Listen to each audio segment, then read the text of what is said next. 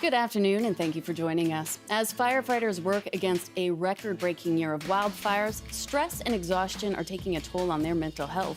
So what support do they need? And she's a Barbie girl in a Barbie world, but is Barbie a feminist icon or an outdated idea of what a woman should be? And Master Gardener Brian Minter is here to take your calls and emails. I'm Amy Bell in for Michelle Elliott, and this is BC Today.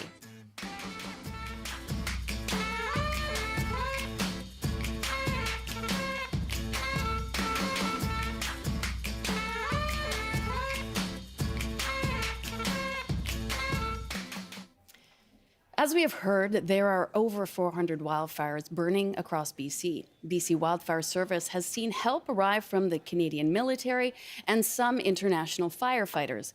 But the people on the front lines of these fires are feeling the toll. And for more on this, we're joined by Steve Lemon. He is a safety and well-being officer and incident commander for BC Wildfire Service. Hi there. Thanks for joining us today. Good afternoon. I know it's been a tough week for all of you. Can you take us through what the season has been like for people on the ground that are fighting the fires right now? Yeah, certainly. This has really been an unprecedented sort of start for the season for us. Many of our firefighters have been working, almost steady since the beginning of May. And that's a really unusual circumstance. Normally, we don't see fire seasons till a little bit later in the summer. So, we've already put in, 10 weeks of hard work on the fire lines. And certainly that means a lot of time away from family and home. Yeah, and can you, sort of explain what the impact has been on these fighters' mental health? Yeah, I think generally, I want to say that people are doing okay. They're managing. There's a lot of pressure on them. It's a high risk, high stress environment. People spend a lot of time away from home, away from their family and supports that they normally have. Right. They generally don't get enough sleep. Don't get enough, Yeah. of sort of proper nutrition. So yeah, there's certainly a cumulative stress impact there on our firefighters as well as on the support staff that help sort of keep the machine running. Right, and as you know, we don't see a change in the weather or the drought conditions coming anytime soon. I guess, as you said, it adds up, and you wonder how long they can continue under these conditions. We did mention earlier that the Canadian Armed Forces and some international teams have arrived to help out. I believe 100 firefighters from Brazil were arriving today. How much of a relief has that been for the BC wildfire fighters? Well, the biggest thing is it really allows us to rest our crews a little bit, Good. let them have a little bit of time away from the line. Certainly the surge capacity from the United States, from Mexico, as you heard, some firefighters coming from Brazil potentially, really makes a big difference for us. The Canadian military are in place and supporting us. Again, most of the work that these forces will do is kind of on the back end.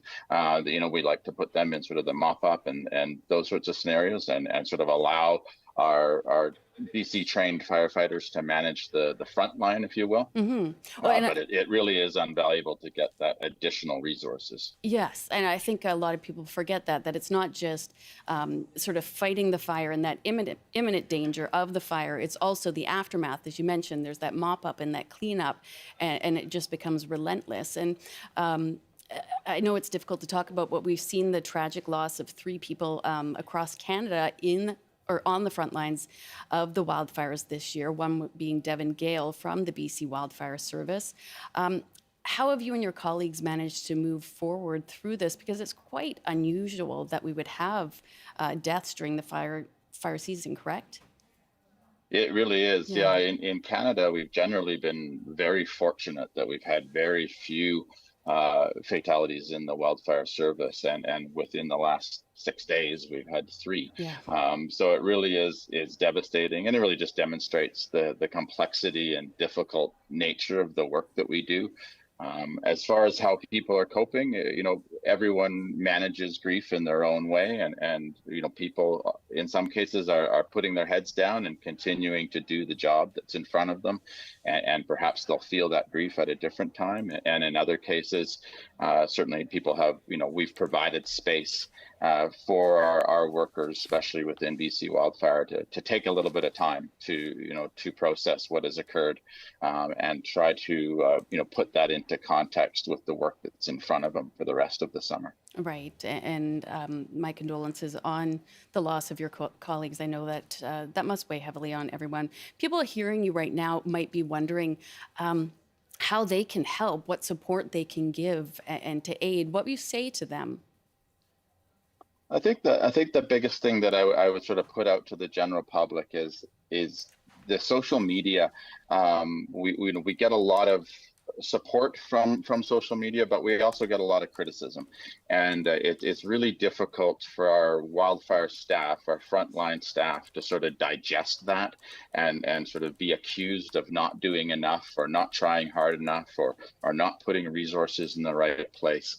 And so just that kindness, I think, can go a really long way and really help sort of bolster the spirit of people doing this important work. Mm-hmm.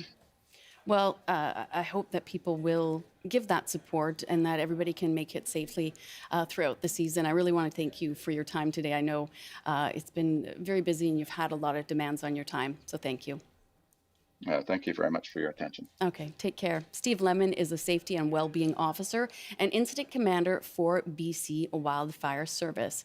And while British Columbians battle the extreme heat, some renters say their landlords have sent them notices warning them against installing air conditioning units in their suites.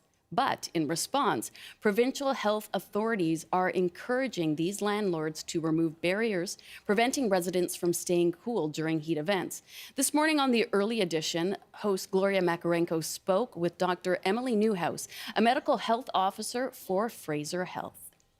So we know that there's lots of reasons why people might have thought that cooling interventions might not have worked for their strata or their building. But we know that given that this is a life or death situation with the increasing heat that we're experiencing, we need to reconsider those. Do they have good rationales? Are there ways around them? We really want people to be able to use blinds, window films, shades, and air conditioners. Yeah, okay, when you're talking about reconsidering rules, sometimes it's like, well, our electrical system is not going to take an air conditioner, especially if there are several air conditioners. That goes beyond reconsidering rules. That requires a major investment. Yeah, so we actually wanted to know from some engineering colleagues, what are the potential complications with installing air conditioning?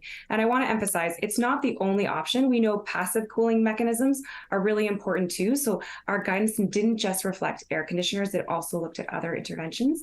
But you're right, it is important to think about those electrical considerations. And what we learned was that a modern efficient window unit for air conditioning uses around 4.5 amps, which is less than a typical kettle or toaster and definitely less than most portable space heaters. So it really is comparable to a lot of appliances that we use already. And so we really want people to take a hard look.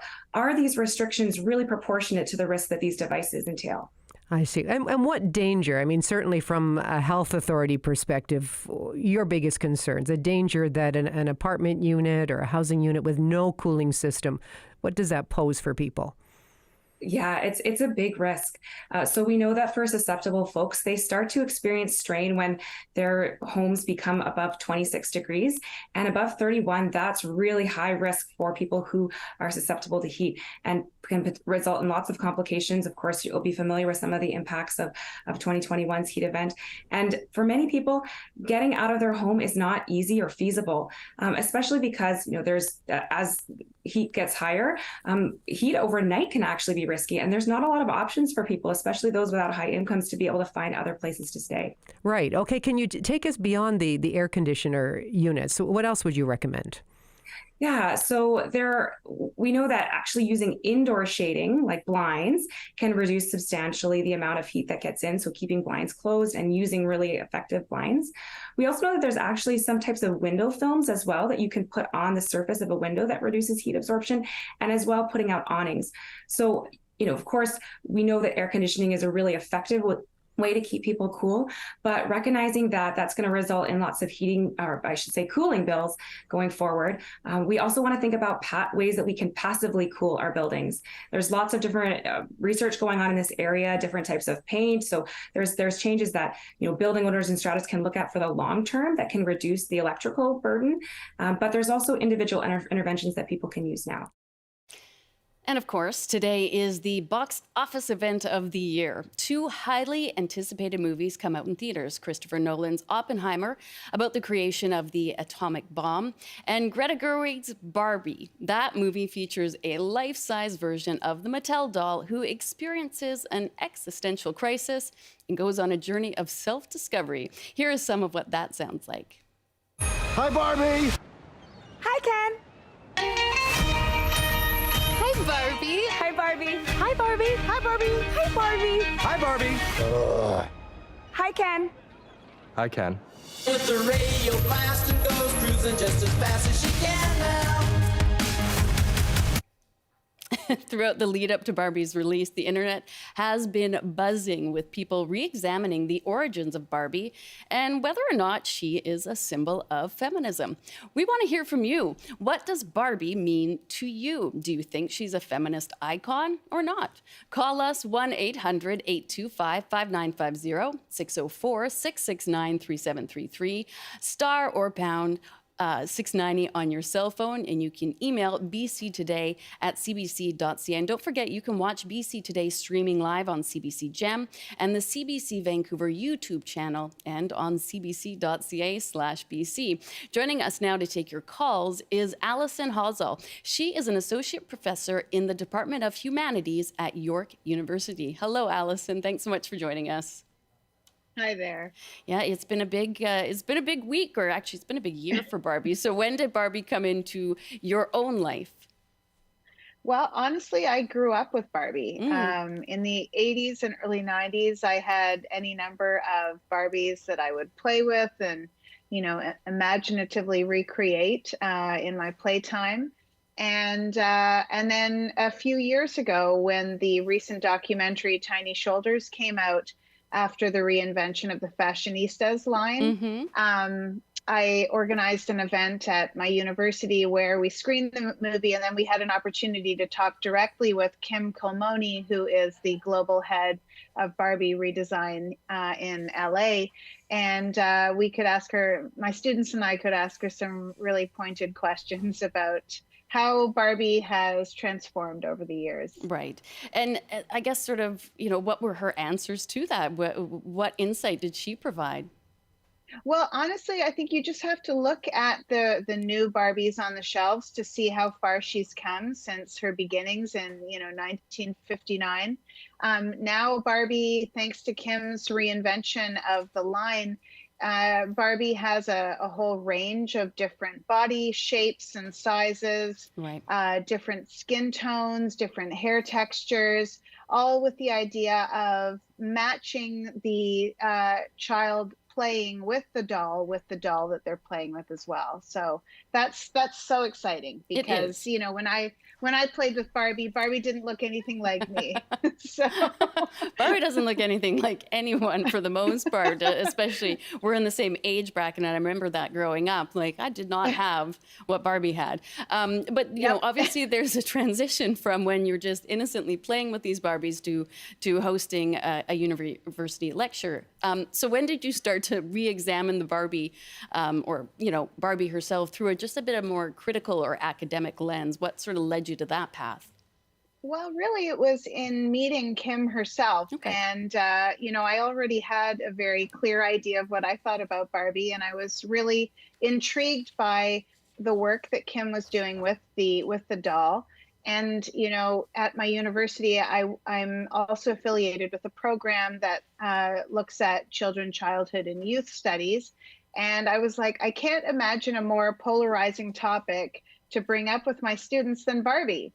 And so that's really what encouraged me to invite Kim to the university and continue having those discussions about how Barbie is different. Yeah, it's incredibly polarizing. Even in families and partners, there may be one that's pro Barbie, one that is, thinks that it does a disservice to women. Aside from the physical aspects of Barbie, she has been reinvented throughout the years. But how is she being reinvented in ways sort of related to feminism? Hmm. Well, I did a Google search of all of the jobs that she's had. And I mean, I knew she had all kinds of jobs, but I didn't She's done a realize she'd lot. had. She's had 200 careers. Like, that's impressive for a A woman. lot of people bounce around these days, but that's impressive. That is.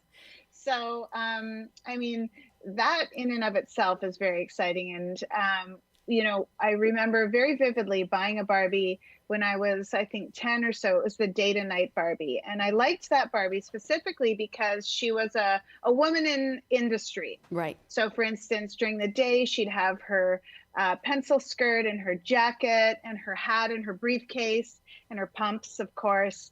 And then at night, out of her briefcase, she'd pull out this beautiful skirt with like a glittery top and a scarf, Right. and her high heels.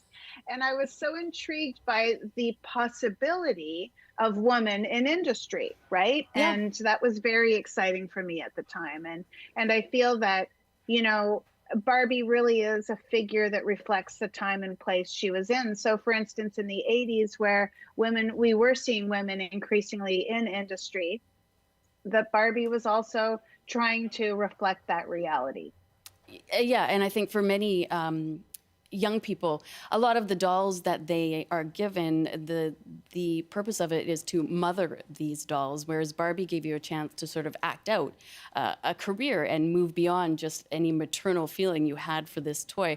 I would love to get some more input on this from our audience, though. What are your thoughts on Barbie? If you're excited about the movie, if you're very anti-Barbie, let us know. You can call us at 1-800-825-5950, 604-669-3733. Aside from what we are talking about in terms of being a feminist icon, Allison, she is modeled after a very typical Western and white beauty standard. How has Barbie sort of been part of perpetuating those thin white models of beauty? Mm-hmm. Well, I mean, absolutely. As you and I agreed at the beginning of our discussion today, Barbie didn't reflect many, if not most, of the people who played with her. And I think the more recent incarnations of Barbie are trying to break through, trying to target that criticism directly and to rethink it. So, there are Barbies that are, shorter, more with more ample proportions. They've moved past that ridiculous thigh gap issue that they were criticized for in the past. So they have heard that criticism loud and clear. They've heard the need for a more diverse Barbie, and they are responding to that in the way that they can. And really, I have to give them full acknowledgement for really rethinking what this doll is all about. I'm just looking at a picture of trans Barbie, which I find absolutely fantastic and exciting. The Down syndrome Barbie, like, wow, are they ever trying to bridge that gap between the person playing with it and the type of image that the body brings to that person? Right. We do have an email from Nathan that I do want to write. It says, if I'm not mistaken, Barbie has taken on every role imaginable, which is in spirit with what suffragettes sought to do when they wanted to vote. The discussion about her form is stale and about body shaming. It is a valid point. They are trying to move past this. Barbie has had all these wonderful careers. But Allison, do you still think it's important to examine her influence on body image in the past and perhaps in the future? Yes, I think, whenever we are playing with a doll and when we are sort of looking at a miniature in proportion, I think it is important to have those discussions about, what a body can look like realistically versus what it can look in real life. Okay. and those are conversations that I've had with my own children, right? And that's a conversation that isn't, I don't think, specific to Barbie herself. I think there are other dolls out there that, you know, I've had similar conversations with my children about, and so I agree with the caller or the person who wrote in that, you know, those conversations about Barbie as being oppressive in terms of body ideals or that's a conversation that they are responding to, and that I really feel they're trying to move beyond, right, in a productive way. Good. Yeah. And I think it's give credit where credit is due in terms of that. We do have a call now from Edith in Coquitlam. Hi, Edith. Thanks for calling in today. Hi there. Well, I'm one of the kids who wasn't happy to get one. Oh, no. It was like, yeah, it was the main Christmas gift of the year. Right. And I think it was about 10 or so. And my mom knitted an entire wardrobe. Oh, my. For Barbie, like, no kidding. And within a few days, I had given my sister, who had received the same thing, only with a different Barbie and a different set of outfits. It was like the most sad Christmas gift to receive, really. And I did play with my sister, but I made furniture. She had a functioning shower for the Barbies and things like that. But the reason I called in is because I had to sort of come to terms with the reality that my girly girl daughter thought Barbie was fabulous. And I just sort of, hey, it's a doll. But what I want to know is why it is that nowadays it's really young girls that, like little kids, that have their Barbies. Whereas when I was a kid, it was a doll you kind of grew into when you were like 10, 11. I'm 60. Right. So, so that's my question. Like, what the age group has really gone down now to how Barbie is, you know, played with. So, yeah, there you are. Well, thank you, and I hope maybe this Christmas you will get a new Barbie and have a fabulous knitted wardrobe. Sounds delightful. Allison, you know, do you see any sort of correlation between younger girls are now getting Barbie, who clearly, you know, isn't a young girl herself? Does that, you know, can that empower them? Can it make them, you know, mature too quickly? I feel like I'm reading a bit too much into that, but we do see the younger generations sort of getting things that were typically reserved for more mature children.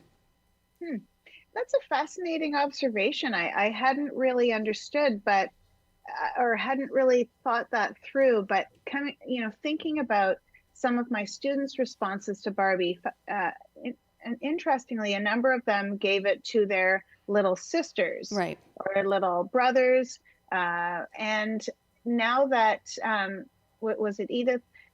Made that comment, I'm like, yeah, actually I think that's a really valid point. I wonder if it just has to do with marketing. Yeah. You know, toy culture has transformed dramatically since the 80s and the 90s. And, you know, accessibility and even sort of class demographic has enabled, you know, more toys to descend into a household than perhaps might have descended once in the 80s. Very true. But is it damaging for younger kids to play? I don't know if it is damaging per se. I think many people come to Barbie like Edith, like me, and sort of have their individual response to the doll, whether they want to play with it or not. My daughter was absolutely adamant that she would not play with the Barbie. You know, I enjoyed them.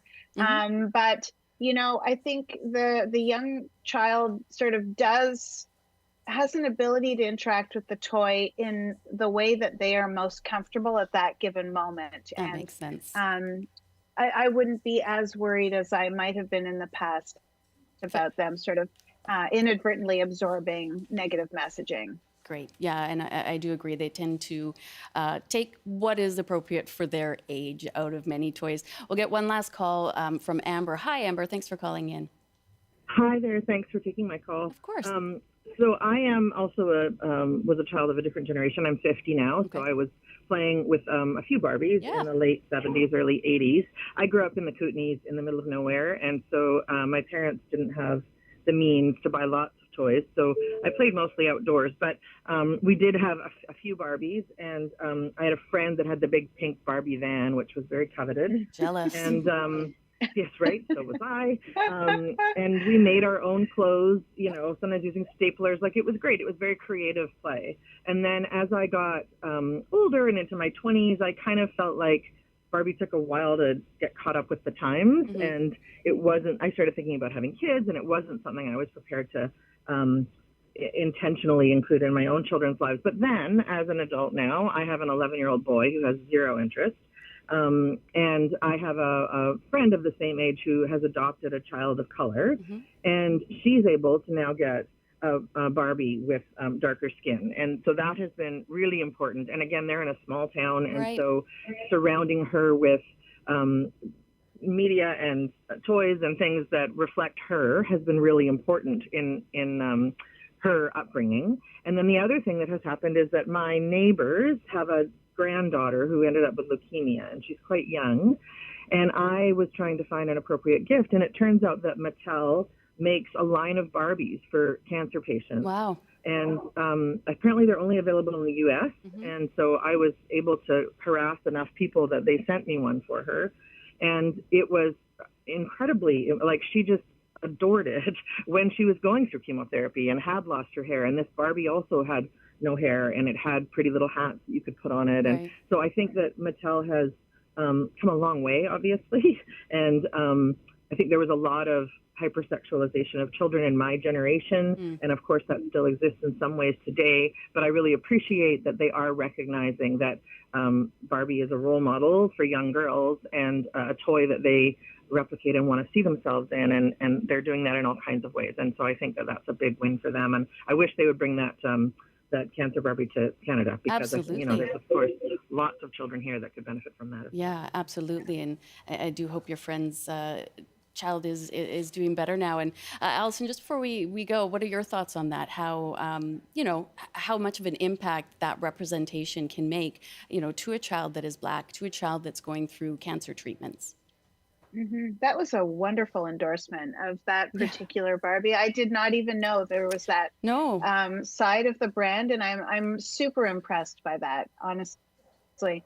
Again, I think Kim has done everything she can to produce dolls that kids can see themselves in, and that in and of itself is such a legacy to the Barbie brand, and really goes to her idea of Barbie as a concept, as an evolving concept, and as a concept that she wants to make entirely relevant to as many kids as possible. Well, thank you so much for joining us today. I mean, fascinating discussion from what, we just had as a doll growing up, but has had obviously a huge impact on society. So thank you.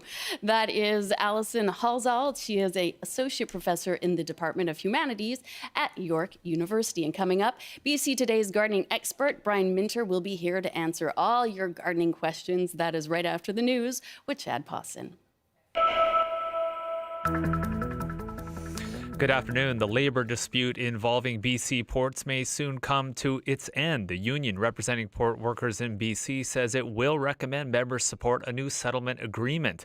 International Longshore and Warehouse Union says it will hold a meeting Tuesday to recommend the terms of a tentative deal to its membership. The labor dispute between the union and the British Columbia Maritime Employers Association shut down the province's port facilities for 13 days earlier this month. And heat warnings are in effect in parts of the southern interior, with temperatures reaching up to 38 degrees in some areas. Blistering heat across the province is prompting calls to prioritize workers' health in the hot temperatures. WorkSafe BC says heat-related claims have increased since the 2021 heat dome. Before, the agency got an average of 40 claims a year. In 2021, that spiked to over 100. And last year, it stayed high at about 80. WorkSafe BC says heat should be treated like any other workplace hazard. Now, the BC weather, as mentioned, the southern interior has a heat warning in place. The high today is 35. For Saturday, sunny and 33. For the south coast, sunny with highs to 24, 29 inland today. Sunny and 27 for Saturday. For the north coast, light rain and 22 today. For Saturday, rain and 18. For the central interior, there's a severe thunderstorm watch in place. Also wildfire smoke there, highs 24. For the Kootenays, wildfire smoke and highs from 33 to 36 in Nelson today. And for the Peace, there's a severe thunderstorm watch in place there. Also wildfire smoke, the high today, 24 degrees. Back to BC Today with Amy Bell. Thank you, Chad. I am assuming you'll be at the Barbie movie tonight. Maybe not. I'm not sure. My daughter still wants me to find a way to get her Taylor Swift tickets for Seattle this weekend, so I'm still working on that, Maybe Amy. push Barbie. Okay, welcome back. This is BC Today on CBC Radio, and we're live streaming on cbc.ca/BC Vancouver, or CBC Vancouver's YouTube page, and on CBC Gen. And the heat and the drought conditions across the province, as you've been hearing, show no signs of letting up. So how does your garden grow under these challenging conditions? Our gardening columnist, Brian Minter, is here to talk about how we need to adapt what we plant, and he's also here to answer all your calls and emails. Hi, Brian. Hi, my gosh, it's great to be with you. Oh, it's great to have you here. Well, thank you. I mean, how right you are in terms of, in my lifetime, in terms of, I don't think we've seen it quite in the situation we are right now. Oh, no. We're in our community, just east, we're low lying. We have lots of access to water. We're restriction 3 right now, which means in our home, 5 o'clock in the morning to 8 o'clock on Thursdays only to be able to water, plants and so on in your garden. And so that's really quite something. And I have a lot of acquaintances on the Gulf Islands and through all of the Sunshine Coast, and they're really worried right now about saving plants and what can they save and what should they save in their gardens. And particularly, the issue is not just our food gardens, which I think, hand watering, you can keep things alive. Sure. What do you do about your color? And more importantly, the trees and shrubs that cool your home. They've had a long go without too much water. Many of the shallow-rooted varieties are showing stress already. And, when you do have any water around the drip line of those trees, it's going to be absolutely essential. So I think that what it's really talking about, this is not going to go away. It seems to be a recurring problem. And we need to be thinking a little more strategically about what we're going to plant, where we're going to plant it, and are we going to have enough water to be able to look after them as they grow and mature? Because we do need the trees, obviously, to create cooling around our home, a place for wildlife, which is so important, which we completely forget about. So these are things that are issues. And, somebody very wisely, we talked a little bit about the importance of rain bills. Well, the folks are saying, okay, well, we've got no rain. So the point is, and I think the issue is this, when we do get rain at that time of year, it's saving those barrels and not just having one or two. And a gentleman from, CBC listener said, really, is it about rain barrels, or do we need to look a little bit further in putting cisterns in the ground where if we do have water, we can fill them up? Because we can't keep letting plants dry that are essential to, cooling our homes, the wildlife reservoir, looking after things that green, keep things green, and all. There's an interrelationship between so many different things we have in a garden in terms of plants. Right. So perhaps we do look at cistern. And the one big issue here, we really need to get a handle on gray water. I mean, gray water, and again, scientifically, how gray is the water? Where do the chemicals of soap and so on play a role? What percentage, what parts per million are difficult? These are things we need to be thinking about that to me are really crucial as we go forward, because right now we're going to lose a lot of plants in so many homes and municipalities and parks and gardens and so on. Mm-hmm. This really worries me a lot. So those are the concerns that I think we strategically need to think about, and we need to take, when we do have access to water, let's focus on whether it's 5 o'clock or wherever it is. Let's get water around the important parts of the plants you want to keep alive. Right. So we need to be more strategic. We need to plan, not just in the short term or what this one plant needs, but on the whole for that whole ecosystem. I'll read an email from Trudy in Maple Ridge. She says, I've never mulched my flower beds before, but I'm thinking I should start in order to conserve our water supply. But I'm concerned that birds and small mammals may have trouble foraging because the soil is covered. And I also don't want to harm our insect population. Brian, do you have a suggestion for nature-friendly mulch materials? My local landscaping supply sells mulch in bulk, and it looks like it's mostly partially rotted wood chips. Yeah, and make sure it's not cedar. For hemlock would be much preferred in terms of putting them out if we're talking a sawdust or a bark mulch. And, it's nice to see our listeners thinking in those terms. It really is important. And this whole issue of soil regeneration, I've learned so much about that. And protecting soil means keeping it covered at all times. And you don't have to cover deeply. Light mulching, and of course, it could be grass clippings. Since we're not putting any weed killers on anymore, so grass clippings, compost that we have, extra compost we would have in our lawns and gardens, all going into the box. Let's put them back out where they belong, and you don't have to get it that deep. Keeping it shallow is not going to affect the soil organisms or the insects and birds and that forage in amongst that area as well. So shallow mulching, I think, brilliant. Absolutely the way to go. Excellent. Okay, I hope that answers your question. We'll take a call now from John on Salt Spring Island. Hi, John. What's your question for Brian? Oh, hi. Thank you for taking my call. Of course. Hi, thanks Brian. for calling. Hi, John. I'd like to ask, I've got two very attractive brooms, Spanish brooms that provide a lovely fragrance that you can smell for maybe 8 to 10 meters at this time of year, but we don't have any other plants that do that, and I'd love you to recommend some bushes, maybe bulbs that we could use in case our broom gives out, because it gives so much pleasure and probably restorative and health values as well. I'll hang up to have a listen. Thank you for taking my call. John. Thanks, John. Thank you. And that's the first time because one of the major suppliers in America used to grow Sparky and Gentium, and an elderly lady years ago came to me and said, "Please find this plant. It's from Spain originally, and it's not the invasive cystisus we have right now. Okay. In bloom, it's not an invasive one. So hang on to this, John, because it's important." But when you bring up the issue of fragrance in the garden, and again, that affects a lot of butterflies and pollinators as well, number one has to be the many new varieties which are sterile of all the beautiful butterfly bushes. Now, last year they took a bit of a beating in our winters and so on, even though they're zone 5.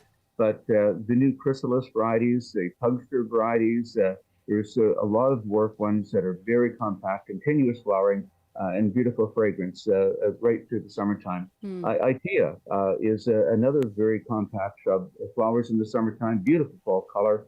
It is great. And the sweet spire, which is another one that is wonderful. There's all kinds of shrubs we've gotten away from planting. We just don't know them. They're not as well known. But absolutely a lot that'll carry perfume over the summertime. And it's just that a lot of, to be very fair, a lot of nurseries are not carrying these in the summertime. That we really should be having quite an access to them, because that spice of perfume in the air makes all the very difference. And I will say too, John, pointing these out, all of these shrubs, once they become established, are very drought and heat tolerant. And that's spectacular in terms of what we're looking for in plants in the future. So there's some that I would really take a look at. Oh, good luck with that, John. And that's great. I mean, it is. It's not just how a yard looks. It's that smell and that lushness that just sort of sinks into your nose and your skin. That's my favorite. Oh, sorry. And I just have one really quick one here. The new Daphne called Eternal Fragrance. It's hardy to zone 5. It is the most consistently, beautifully fragrant plant we have in our garden, a Daphne Eternal Fragrance. Sorry, I missed that one, John. That's top of the list. There you go, John. We will take a call now from Bonnie. In Nelson, Bonnie, I believe you have a problem with your peach tree. Yes, I've been growing peaches. I'm an organic gardener. I had even one in Winlaw, which is a place everybody would come and admire it. Anyway, I had a Red Haven in Nelson up against the carport, and it grew for 13 years with beautiful peaches. But I had to cut it down, and I got a new one. And the little thing, I said it was on 2-year-old grass, and it just sat there. And finally, it produced a few leaves on a few branches, and I've I've pruned it back so it looks like a leafy tree, but it doesn't look like it's a happy tree. And I don't know why. And how long have you had it, Lonnie? How long have you had this tree? I planted it in the spring. This year? And, yeah, we gave it all kinds of compost and looks healthy. But, yeah, I would think on a 2 years, it would be more developed. I mean, as I said, I've grown peaches for many years. And so this is, and it's also Red Haven. A mini or some miniature or something. Yeah, so, it's a good old timer. You know what? I often trees I would take home are ones that don't look very good and nobody else wants because I love the challenge of bringing them back to life. There's three things I would do with that peach tree. Number one, which is really important, is cut it back, prune it back quite hard, even if you have to go a little bit lower on the tree, because peaches regenerate out of old wood like nothing else does. So a real good hard prune right now, that would be number one. Number two. Okay? Oh yeah, absolutely. Because I did my summer pruning on peaches. About 2 weeks ago, and now we're trying to train the branches for next year because anything grows longer than 16 inches this year will be a fruiting branch for next year. So that's important as well. The second thing is, and I'm sure you know what you're doing, but I'm loving things like sea soil. I work a lot in amongst my fruit trees and vegetable gardens and so on. It's fish meal or in organic matter. And I think you still have actual set up there, but good compost.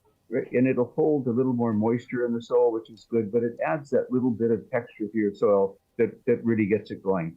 And once you see the growth, so these two things will work. And of course, you're watering where you can and making sure it has adequate moisture. But the last thing is, once you see the new growth coming, breaking out of old wood and starting to come along, that's the time you want to start feeding it. And again, the nursery industry uses slow release fertilizers, something even to the so available 14 slow release that will really push it along to get that new growth coming. So pruning hard, reworking the soil to get a lot of organic matter and some richness in that soil, and essentially feeding it when it comes back. But the pruning is the secret to peaches and nectarines and apricots to get that new growth coming.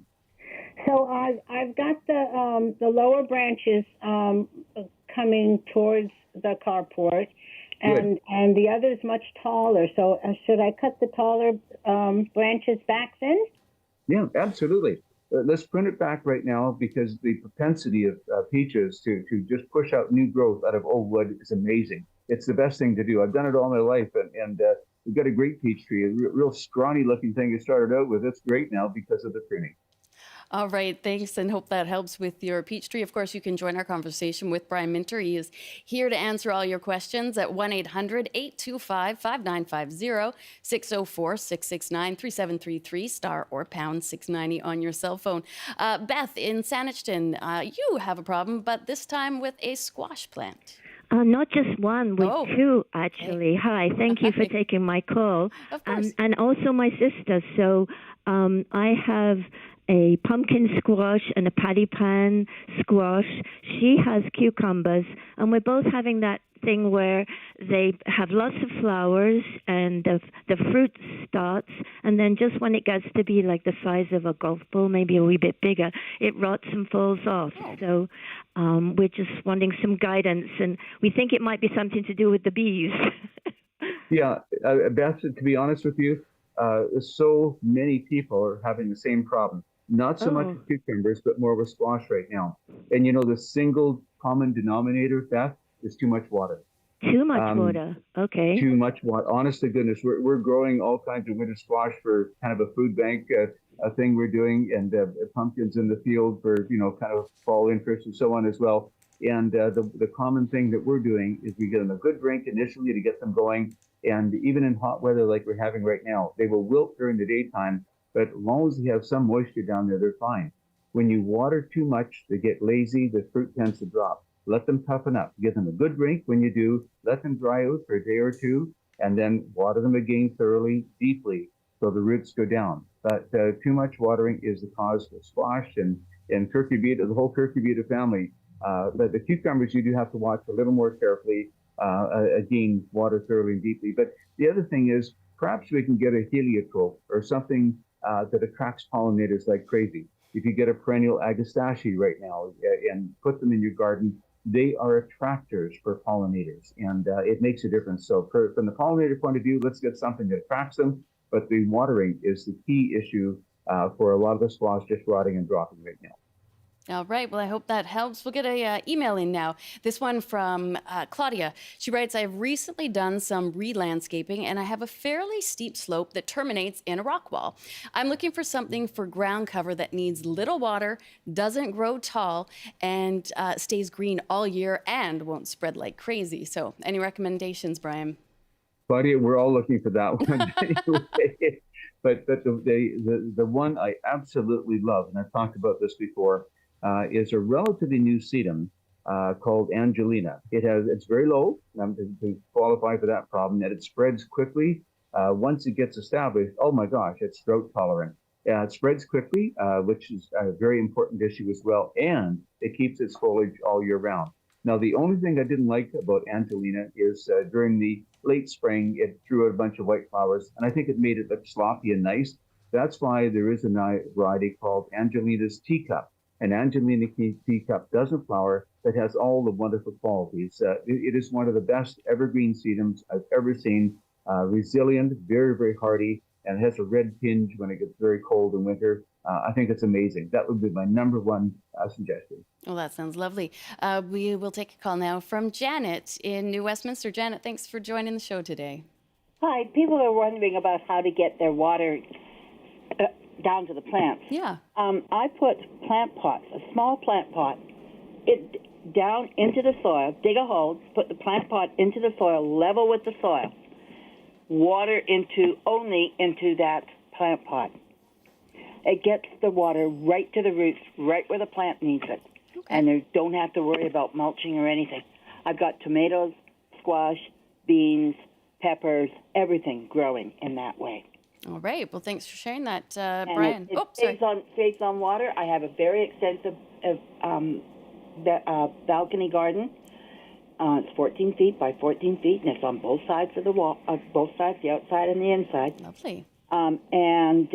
I used 18 liters of water this morning. I know exactly how much water I'm using on my plants. Oh, that's important. And Brian, has she sort of cracked the code on watering for this year with this in-ground system? Yeah.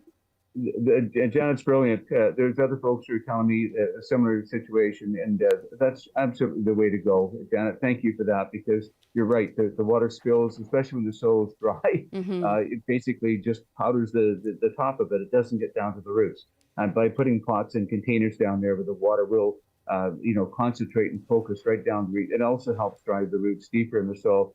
Janet, congratulations. That's brilliant, and we all should be doing exactly the same thing. It's such a simple way to get water in the right way. And for having a 14 by 14 foot balcony garden to use 18 liters of water, that's pretty darn good. Well done. Okay, well, good job, Janet. Sarah in Langford will get your question on with Brian now. Hi, thanks for taking my call. Of course. I've got a very old rhododendron in our yard. I'm guessing it's between 50 and 60 years old. Oh, wow. Mm-hmm. And it really took a beating during the heat dome. And then the wisteria got into it. So I've got the tree watering bags around it now, and it's definitely perked up. But I'm wondering how hard I can prune it back once I untangle the wisteria from it. Mm. Yeah. Sarah, thank you for the question. That is, again, so important. And yeah, the wisteria is probably the scary plant we have in our garden. Anyway, no controlling it.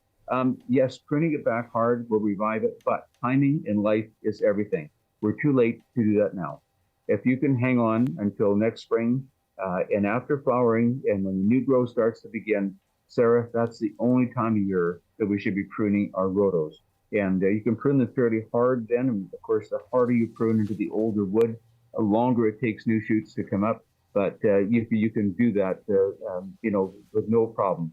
And of course, the softer prunes, the more new growth you're going to get. But you have to wait until spring now of next year when the new growth begins to prune it. So kind of put up with it. Thank you for getting water. Remember, the important source of water is around the drip line of the tree. That's where the roots are in the rhodo. So take those bags and get them around the drip line of the tree.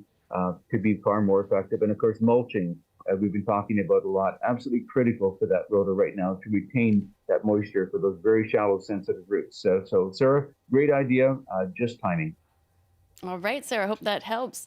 We'll take an email. I'll read it from Lorraine. She writes, can I still plant a wildflower seeds now? Sorry, slip up there. Yeah, absolutely. And again, many of the mixes, and keep in mind today, not all wildflowers are created equally. There's mountain ones, there's valley ones, there's dry area of wildflowers. So there's mixes to fit this. So get the right mix, first of all, for your particular area.